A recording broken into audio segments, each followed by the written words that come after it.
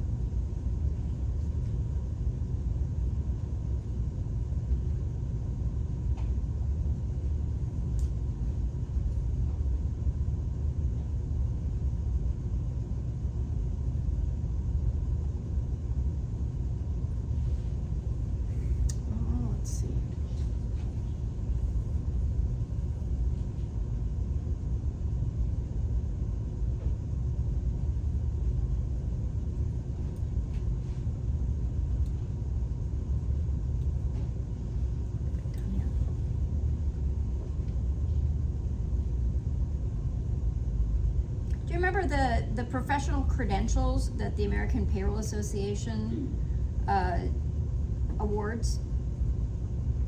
There are two. It's the American Payroll Association.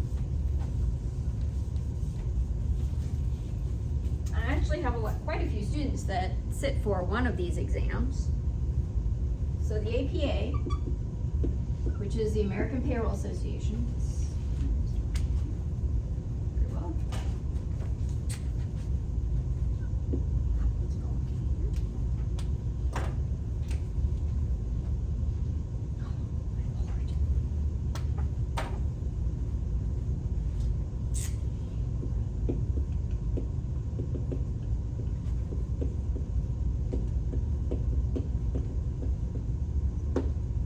Credentials.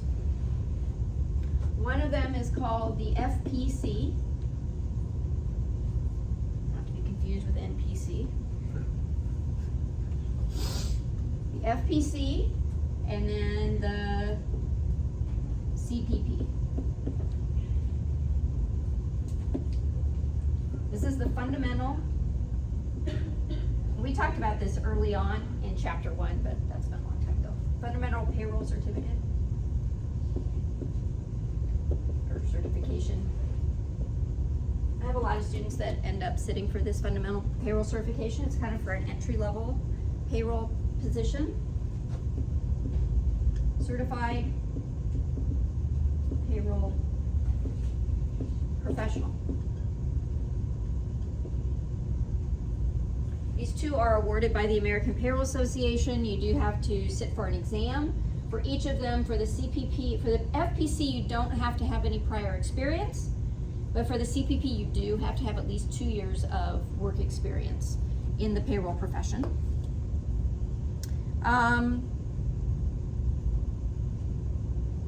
When does that Form 940 due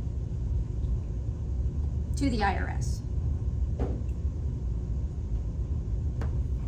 What's the due date for the Form 940?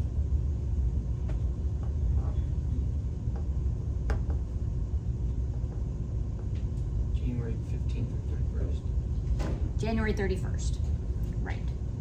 So the 940, remember those reports are always due the last day of the month, the last business day of the month, or if the last day falls on a weekend or holiday, then it's the next business day. The payments might be due the middle of the month, but the reports are due the end of the month.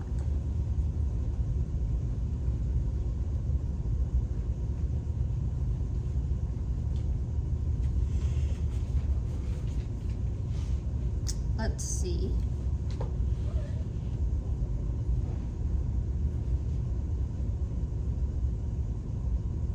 Again, refamiliarize yourself with the employee earnings record and the payroll register.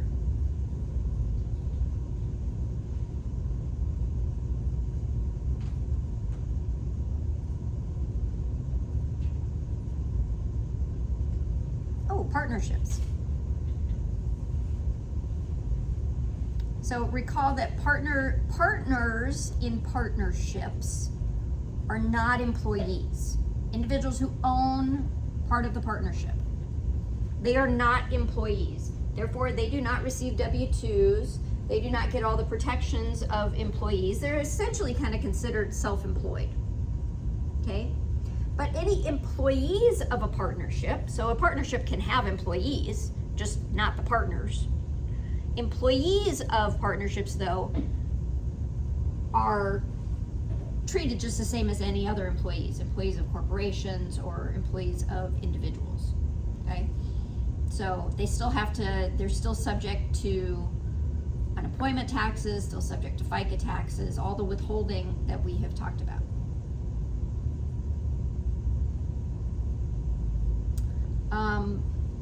Refamiliarize yourself with that gross up calculation.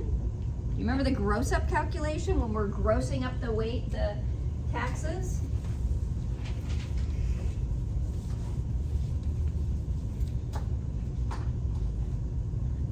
Very well.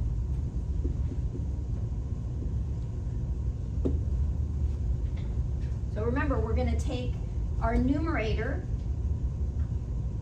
in this is going to be the desired net pay divided by, you guys remember? 1 or 100, depending on how you want to do this, minus the sum of all the tax rates.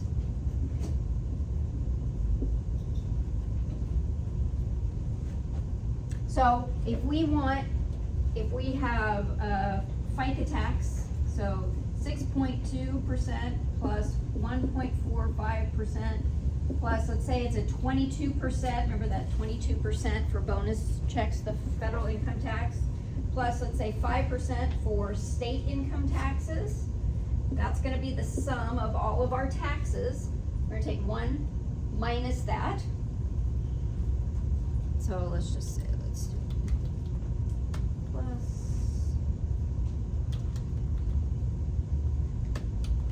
and I'm doing these in decimals. So this is 34.65. So it would be 1 minus 0.3465. So 65.35. So let's say we want $700 divided by point, let's say 6535. Our gross amount of pay.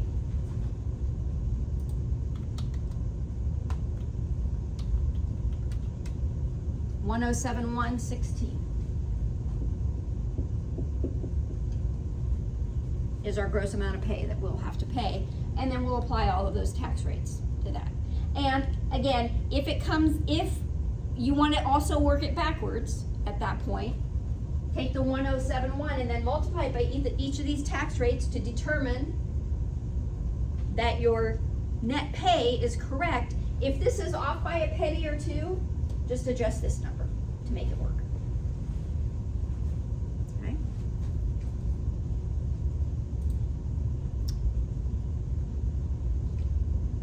So again, so partners are not employees.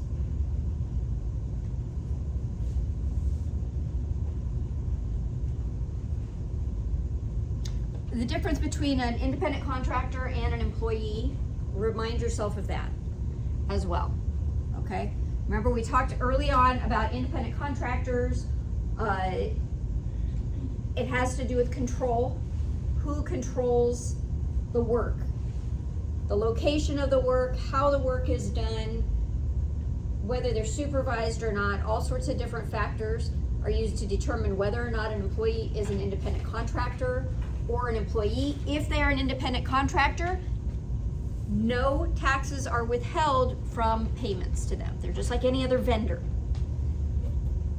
right? So they don't go through payroll. If they're an employee, then there are all of those requirements.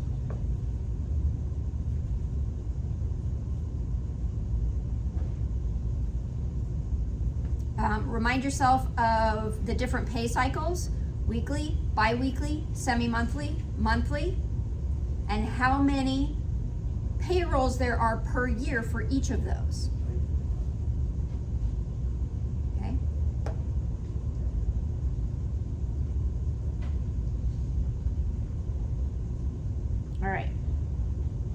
That's pretty much it.